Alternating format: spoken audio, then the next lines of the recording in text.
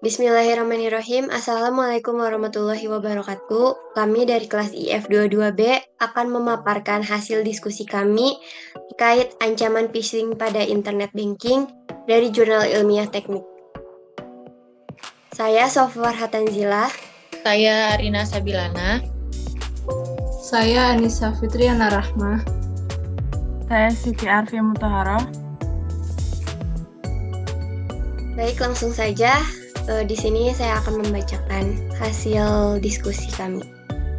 Internet banking adalah layanan untuk melakukan transaksi perbankan atau salah satu kegiatan perbankan yang memanfaatkan teknologi internet sebagai media untuk melakukan transaksi dan layanan lainnya. Cara kerja internet banking adalah dengan menggunakan jaringan internet sebagai perantara atau penghubung antara nasabah dengan bank. Nasabah hanya perlu menggunakan perangkat komputer desktop, laptop, tablet, atau smartphone yang terhubung ke jaringan internet untuk melakukan berbagai macam transaksi. Keamanan jaringan adalah salah satu aspek paling kritis dalam teknologi informasi modern. Dalam era di mana hampir setiap aspek kehidupan kita terhubung dengan internet, seperti penyebaran akses informasi melalui berita, komunikasi melalui berbagai aplikasi, belanja online, hingga akses ke produk perbankan, maka diperlukan pemahaman terkait keamanan jaringan bagi institusi perbankan maupun nasabah yang menggunakan internet agar terhindar dari berbagai bentuk ancaman kejahatan yang ada di internet saat ini. Mulai bocornya data pribadi, penyalahgunaan sistem, dan modus kejahatan online lainnya. Nah, di sini itu bentuk ancaman yang biasanya ada di online banking yaitu phishing. Phishing pertama kali diperkenalkan pada tahun 1995. Menurut James, 2005, cara pertama yang digunakan phisher adalah menggunakan algoritma yang menghasilkan nomor kartu kredit secara acak. Jumlah kartu kredit acak yang digunakan untuk membuat akun AOL. Akun tersebut kemudian digunakan untuk mengirim spam ke pengguna lain dan untuk tujuan lain. Untuk menyederhanakan proses, program khusus seperti AOL digunakan. Praktik ini diakhiri oleh AOL pada tahun 1995, ketika perusahaan menerapkan langkah-langkah keamanan untuk mencegah keberhasilan pengguna nomor kartu kredit acak. Phishing juga dikenal sebagai brand spoofing atau carding. Adalah bentuk layanan yang menyesatkan Anda dengan mengatakan bahwa data Anda legal dan aman. Menurut Felton et al. 1997, spoofing dapat didefinisikan sebagai teknik yang digunakan untuk mendapatkan akses tidak sah ke komputer atau informasi di mana penyerang berkomunikasi dengan pengguna berpura-pura menjadi tuan rumah yang terpercaya.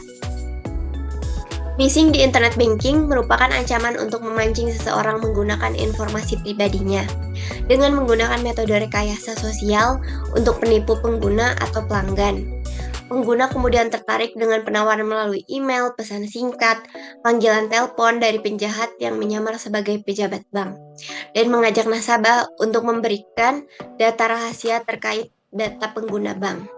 Ada 3 jenis data yang menjadi sasaran phishing, yaitu data pribadi berupa nama, usia, alamat, nomor telepon, lalu data akun seperti username dan password, dan data finansial, yaitu informasi kartu kredit atau rekening bank. Selanjutnya yaitu faktor ancaman phishing. Faktor penyebab munculnya ancaman phishing yaitu ketika pengguna menggunakan layanan online banking adalah minimnya pengetahuan pengguna, psikologis dan privasi social networking service pengguna. Yang pertama yaitu Jamija, Tiger dan Hearst tahun 2006 mengungkapkan bahwa pengguna dianggap tidak memiliki pengetahuan yang baik mengenai sistem komputer, terutama membedakan domain yang resmi dan palsu. Pengguna juga tidak dapat mengenali indikator-indikator keamanan seperti mengecek sertifikasi SSL pada browser ketika mengunjungi suatu situs pada internet. Pengguna yang mengetahui hal-hal tersebut juga rawan ketika sebuah website phishing menyerupai website resmi atau visual deception yang mengakibatkan tidak memperhatikan indikator keamanan pada browser atau yang disebut dengan SSL Certified Icon. Yang kedua, didukung oleh penyataan Muhammad Tabetah dan McCluskey tahun 2015. Faktor mengapa pengguna menjadi korban serangan phishing adalah mayoritas pengguna memiliki pengetahuan yang minim terhadap ancaman kriminalitas online, tidak memiliki pengetahuan yang baik mengenai ancaman phishing, tidak memiliki strategi yang baik dalam mengenali serangan phishing, fokus terhadap konten dibandingkan indikator pada website, dan tidak mengetahui mendapatkan email dari layanan online yang mereka gunakan terkait informasi maintenance dan informasi-informasi lainnya yang dimanfaatkan Pfizer untuk mendapatkan data-data sensitif pengguna. Yang ketiga, yaitu dikemukakan juga oleh Viswanathan, Herat, Chen, Wang, dan Rao tahun 2011, bahwa pengguna merupakan faktor utama terjadinya penyebab phishing. Terdapat 4 alasan mengapa pengguna menjadi korban phishing. Pertama adalah semakin banyak email yang diterima pengguna, maka semakin besar peluang mereka ditipu. Yang kedua adalah pengguna umumnya akan membuka email dari entitas yang mereka ketahui. Pengguna yang memiliki hubungan lebih dari satu lembaga bank dan memiliki transaksi online yang lebih banyak dibandingkan lainnya, mereka berpeluang menjadi korban email phishing. Yang ketiga adalah pengguna yang tidak mengetahui ancaman serangan phishing.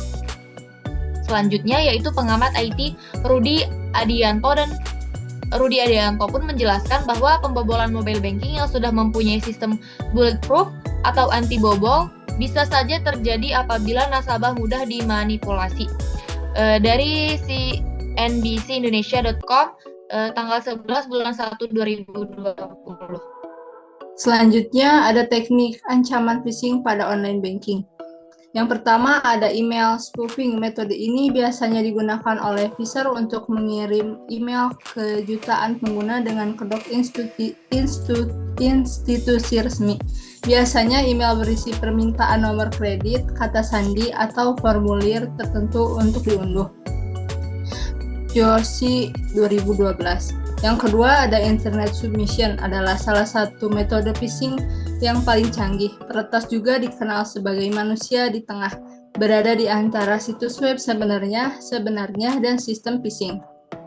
Yang ketiga, pesan instan atau obrolan, adalah metode di mana pengguna menerima pesan dengan tautan yang mengarahkan mereka ke situs web phishing palsu yang terlihat seperti situs asli. Yang keempat ada host Trojan. Peretas mencoba masuk ke akun pengguna untuk mengumpulkan kredensial melalui komputer lokal. Informasi yang dihasilkan kemudian dikirimkan ke Pfizer. Yang kelima, manipulasi tautan atau link, adalah teknik di mana Pfizer mengirim tautan ke sebuah situs web. Saat pengguna mengklik tautan, ini membuka situs web phishing alih-alih tautan situs web yang sebenarnya. Contoh kasus phishing. Viral pembobolan m-banking akibat link phishing, uang 16,4 juta rupiah raib. Sebuah video TikTok unggahan @callme_su menjadi viral karena memperlihatkan seorang wanita menangis akibat akun mobile banking miliknya dibobol dan ia kehilangan uang senilai 16,4 juta rupiah pada tanggal 16 bulan 5 2022. Pemilik akun TikTok @callme_su yang merupakan sahabat dari wanita ini menguatkan korban dan mengatakan bahwa kejahatan phishing attack harus menjadi pelajaran.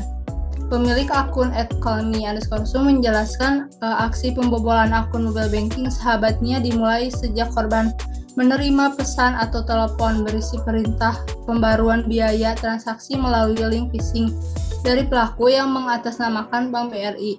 Lalu korban mengklik link tersebut dan mengisi beberapa pertanyaan tentang data sensitif. Akibatnya, pelaku berhasil membobol akun mobile banking milik korban, sedangkan korban kehilangan uangnya senilai 16,4 juta rupiah dalam sekejap. Hal itu diketahui ketika ia menerima bukti transaksi uang. Berdasarkan contoh kasus tersebut, saya berpandang bahwa korban tidak menyadari adanya phishing attack yang berakibatkan pembobolan bank sejak menerima pesan atau telepon dari Pfizer atau pelaku phishing. Korban kurang menaruh rasa kecurigaan terhadap pelaku yang menelpon terkait pembaruan biaya transaksi hingga memasukkan data-data sensitif melalui link. Hal ini bisa disebabkan oleh minimnya pengetahuan dan kesadaran korban terkait modus penipuan berupa phishing yang mengatasnamakan bank, serta kurang memahami syarat dan ketentuan transaksi dalam mobile banking. Selanjutnya ada solusi mengatasi ancaman phishing. Yang pertama, edukasi pengguna terhadap ancaman serangan phishing beserta pencegahannya. Pencegahan terbaik terhadap serangan phishing adalah melakukan edukasi kepada pengguna. Pengguna yang telah diedukasi terbukti mampu mendeteksi dan menghindari email dan website phishing. Edukasi dapat berupa pelatihan phishing atau embedded training secara berkala yang dilakukan pada perusahaan melalui media permainan atau game yang dapat memacu pengetahuan pengguna dalam mengidentifikasi URL asli atau palsu. Edukasi juga dapat diberikan oleh pihak bank secara berkala kepada pengguna. Hal ini dilakukan oleh Bank BCA yang menggunakan media YouTube dalam mensosialisasikan bahaya kejahatan siber atau termasuk phishing. Sosialisasi ini dilakukan dalam bentuk video animasi dengan judul Detect and Thief, diunggah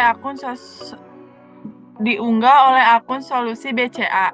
Umumnya, bank menyediakan halaman khusus pada websitenya mengenai bahaya kejahatan siber pada online banking dan diharapkan pengguna membaca informasi tersebut. 4 faktor penyebab phishing juga dapat diatasi oleh edukasi.